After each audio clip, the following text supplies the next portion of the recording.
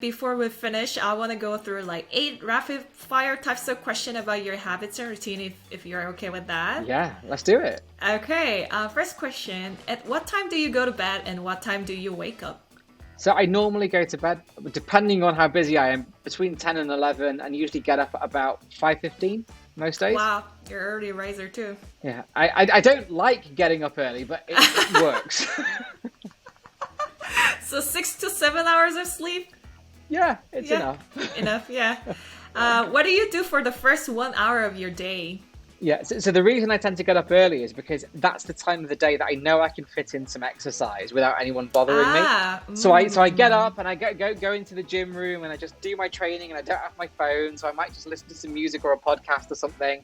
So that 1 hour of the day is mine. Like that's the part of the day where I own me. Waking up early is hard, but doing exercise in the morning is another one.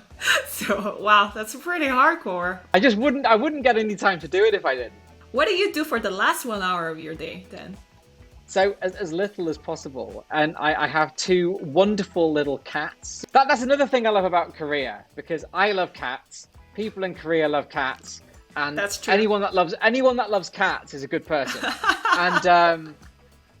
And so usually I try and just do silly things, like I might play with the cats or relax or watch some rubbish television or just something just to kind of slow my brain down before I go to bed, because I end up having a really busy mind. And so it takes me a while at the end of the day to slow it down. So at the end of the day is about slowing down the brain. Just curious, like how much do you read throughout the day? This question was not on my list, but I'll usually read a bit before I go to bed, and I'll probably read a bit more at the weekend. So I used to read. So when the world was more open, I used to take at least one flight a week somewhere with work, and so I used to use flying and trains as my reading time. So I used to be able to get through so many more books than I do now. That makes sense. Yeah. Okay. Any unusual habit that you love? I like writing poems. I self-published a poetry book a few years ago. Ooh, but I love writing poems. Yeah. I kind of felt that from the book. Any book that you have recommended or gifted the most? So there's a book called Man's Search for Meaning by Viktor Frankl. Oh, I love that book. Everyone should read that book. Yeah, I've given that book to friends who are feeling hopeless. I've given that book to friends who are on top of the world, because that book, I think, more than most other books, is a real insight into the human condition, and it's just an extraordinary work. And that's the one book I'd recommend or gift the most, apart from mine, of course. Is there any belief or behavior that changed your life? Wow.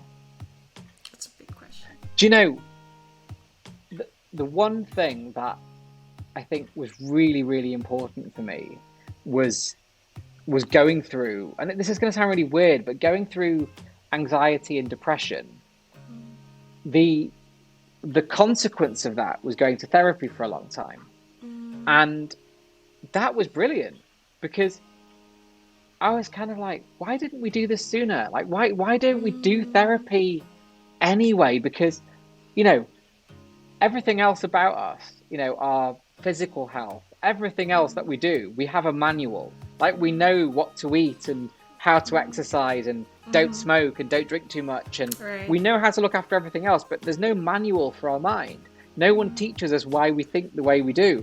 And so that behavior of engaging in therapy and then eventually kind of, doing mindfulness and things, it was transformational. I did after I did the TED Talk, I had like hundreds of messages from people saying that, which is they never felt that they could talk about it before. And that's one thing which I really hope people take on board, maybe from the book, maybe from the TED Talk, is it's fine. In the same way that, you might go to work one day and go, I've got a really bad back today. It should be just as easy to go, I'm having a bit of a bad brain day today. It's fine. Yeah. It's who we are. We're just these big meat robots. We're not flawless.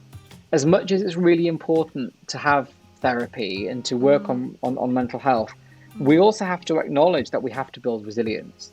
Right. Like, life's hard, right? And you're going to have to go through things you don't like. And you're going to have to go through stress. And you're going to have hard conversations. And you're going to have to deal with people's ideologies. Right. So you can't hide from it. So alongside making sure that your mental health is, in a good place, you've got to build resilience. And we've got to build a strong society. How do we build the resilience? Any advice or good tips that you have learned? So mindfulness is really important. It's kind of like exercise for the brain. Right. But the most important thing is it's got to start early. You've got to make sure that, from schools upwards, that we're teaching kids about psychology, about how the brain works, about what is anxiety, what does it mean when you feel sad? Like, if you can really understand your brain, it means that you've got the keys to understanding the most powerful computer that's ever been built in the history of the universe. And that's kind of cool, right? So we need to be able to just understand ourselves. 2 more questions. What is the best career or life advice you've ever received?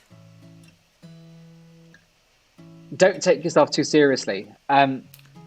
And it was so it came from when my first business, when the first .com bubble burst and my first business basically kind of burst with it. I remember at the time feeling a bit lost and a bit like, I don't know what to do now. And I got some really good advice. Someone says, well, what you do for a living isn't who you are. And I was like, wow, that was kind of deep, because if we go to a party, like if you or I went to a party somewhere, and if someone goes, tell me about you, the first thing most people do is say what they do for a living. I'm a banker, or I'm a doctor, or I'm a lawyer, or I'm a writer. But when you think about it, isn't that sad? Isn't it sad that if somebody says, tell me something about you, the first thing you do is tell them what you do for a living?